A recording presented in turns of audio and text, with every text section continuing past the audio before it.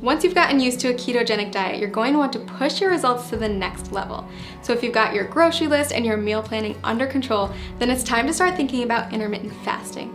And okay, before you press pause at the dreaded fasting word, hear me out. Intermittent fasting, also known as IF, is one of today's hottest topics in the diet and wellness communities. And for good reason. If you do it correctly, IF can be an insanely powerful tool for accelerating fat loss and breaking through frustrating weight loss plateaus. Now, it's not essential that you commit to IF while on keto. If the idea of it makes you want to throw your keto diet out the window, then it isn't for you.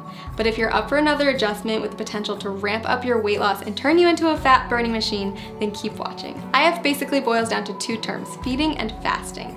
You're in a feeding state when you're eating, and all the times in between you're fasting. Easy, right?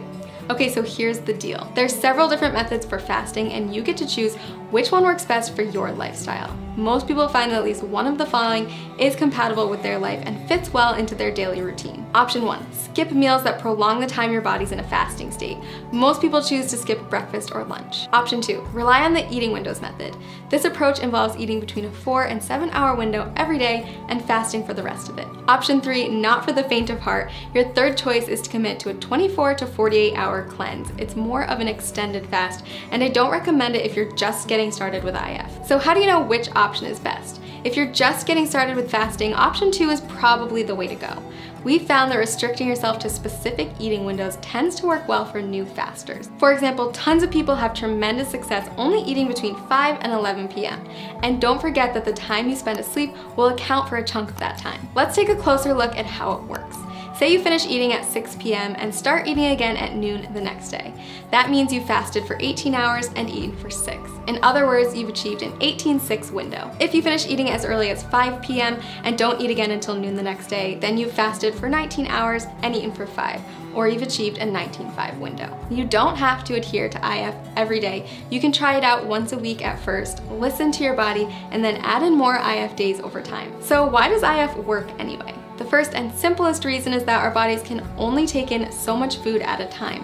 If you're someone who struggles with overeating or snacking out of boredom, IF can help to drastically cut those extra calories and keep you within your limits for weight loss. When your body's in a fasting state, it will begin to break down stored fat to use as energy. So if you're following a ketogenic diet, your body is already mimicking a fasting state since it's relying on fat, not glucose, as its main source of fuel. Just make sure that you're still hitting your daily macros and getting enough fat when you're in your eating window. If this sounds overwhelming, don't worry. We've got a tool that builds intermittent fasting into a keto diet regimen customized for your needs and goals.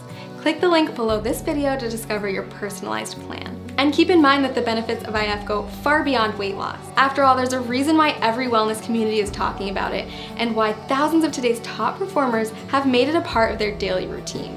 People who practice fasting on a regular basis reap tremendous health benefits in many areas, not just by turning their bodies into maximum fat burning machines. Nobel Prize winner Yoshinari Asumi discovered that fasting can trigger autophagy, which is essentially a deep cleaning process for your cells. Autophagy helps to stop the aging process, reverse disease, and prevent cancer. It's basically the body's way of cleaning out cells by recycling non-essential components like damaged proteins and getting rid of invading microorganisms and toxic compounds. Like most complex mechanisms, your body needs a break from feeding, so it can focus on performing these other functions instead. Not only does fasting trigger autophagy, it also increases the number of ketones in your bloodstream more than a keto diet alone will do. When you start practicing IF, you may find yourself more focused than usual. That's because your body is running on ultra premium fuel. If you're on keto, you may have already experienced this heightened mental clarity. So consider adding IF to your routine, a way to get more bang for your buck, so to speak. Lots of people ask me if they can do IF if they're avid exercisers. If that's you, don't worry. Countless studies have shown that intermittent fasting is compatible with fitness routines and can even result in higher metabolic adaptations, improved muscle synthesis, and even better response to post-workout meals. So is IF right for you? If you're not afraid to change it up, burn more fat, focus better, and improve overall health, then I say give it a try. I've honestly never seen as much success as I do with people who combine a ketogenic diet with an IF lifestyle. It's truly the holy grail of weight loss and optimum health. Click the link below this video to create your own customized keto diet plan where you can easily add intermittent fasting into your daily routine.